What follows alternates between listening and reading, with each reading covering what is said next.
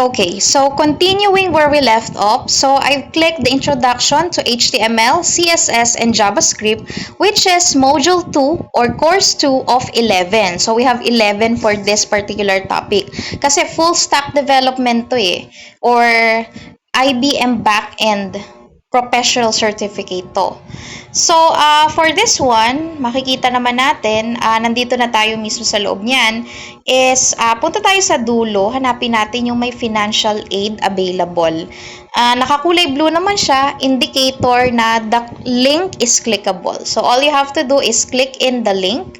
Ayan, sabi dito, applications take at least 15 days to get reviewed. So, you have to wait at least 2 weeks. Usually, earlier ng mga 2 days or 3 days bago mag 2 weeks, na-approbahan ka na. So, check nyo na lang yung link and then click the link para makakonect kayo. Take note that you can interchangeably open this through the Coursera app or through your own email and then log in ka sa Coursera using your computer or browser. Click apply. So for this one, I will just give you a sample prompt kasi may prompt dito na ilalagay mo para para matanggap ka. So, sabi nga natin, sa financial aid, you have to be a little bit paawa para matanggap tayo. So, welcome back. Ayan, nilagay ko lang na education is college degree, pero may mga ibang options naman. Pwede nyo ilagay halimbawa na high school or college degree, pero mas mainam kung college degree para sure. Okay? Kasi pang college degree din naman to So, annual income nilagay ko ay 0.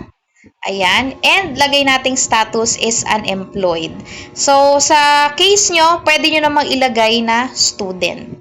So, nilagay ko lang to para mas mabilis. Kasi pag hindi nilagay kong full-time or part-time, baka singilin nila ako Ayan. So, reason why you applied. So, naglagay lang ako ng prompt. Original gumawa ako ng essay. And then, inayos ko yung prompt using ChatGPT. And then, reword ko siya with Grammarly. So, dito, naggawa lang ako ng scenario. Medyo ino-A natin yung dahilan. So, I have introduced my full name. And then, yung work ko before, nilagay ko. And ganito lang halimbawa, sinusweldo ko, ganyan-ganyan. Ayan. Kailangan kasi makita talaga nila na deserving ka. So, kaya nga scholarship So, dito hinaluan natin ng medyo paawa effect na merong bakit tayo eager para saan to. Ayan. So, ginagawa ko for financial aid, copy and paste lang. Nakasave to sa, kunyari, sa Messenger, ka-copy and paste ko lang dito. So, make sure na eksakto 150 words yon.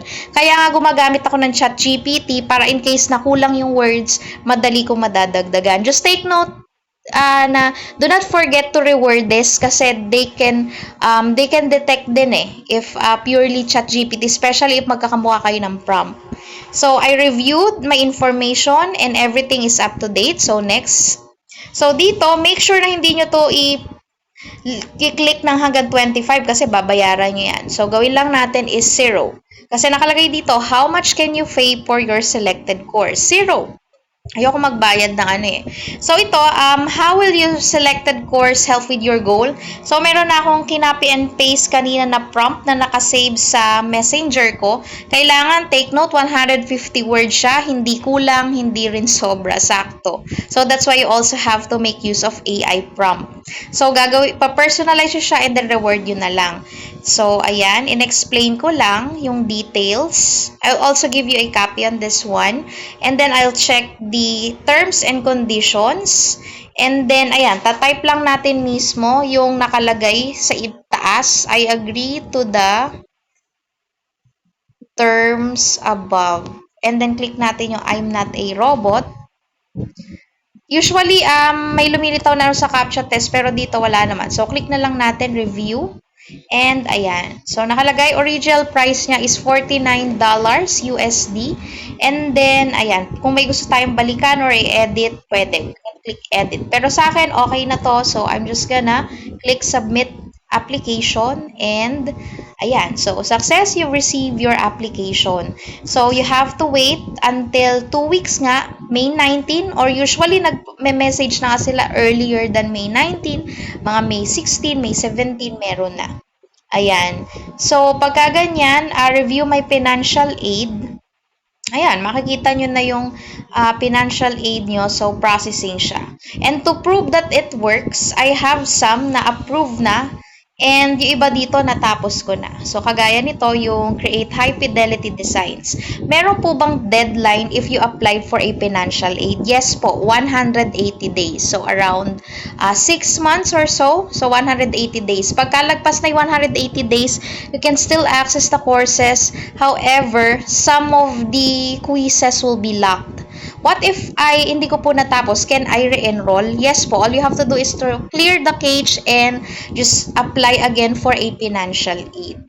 Ayan, mag-uumpisa ka from scratch. So, here are some courses that I have completed. And once natapos nyo yung mga courses na to, and nakakuha kayo certificate, naka-display din siya dito kay Coursera. Like this one on my profile. Take note that this is just my secondary profile. May nakumpleto na ako dito, yung TESOL. Ayan. So, ito yung certificate. You can share it through LinkedIn or you can download the PDF. Hindi siya mawawala. Lagi siyang andyan. Ayan. So, yun lang. That's how easy it is to apply for a financial aid.